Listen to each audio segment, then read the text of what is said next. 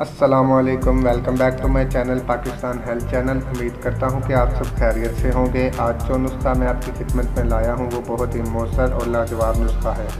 आज की हमारी वीडियो का टॉपिक है चेहरे का मैल साफ़ करने का घरेलू तरीका।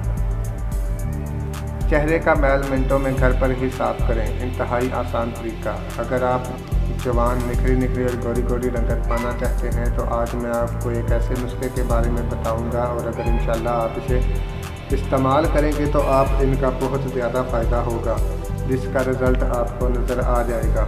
वीडियो शुरू करने से पहले हमारे चैनल पाकिस्तान हेल्थ चैनल को ज़रूर सब्सक्राइब करें और साथ ही बेल आइकन के बटन को प्रेस कर दें ताकि आपको हमारी आने वाली वीडियोस का नोटिफिकेशन मिलता रहे। तो चलते हैं आज की वीडियो की जानिब। आपने करना ये है कि थोड़ा जू का आटा लेकर उसमें चंद कतरे जैतून का तेल और आधा चम्मच शहद का मिलाना है।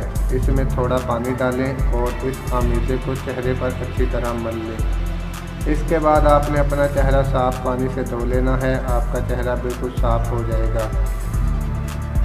आप सब इसे इस्तेमाल करके बहुत ही अच्छा रिजल्ट हासिल कर सकते हैं।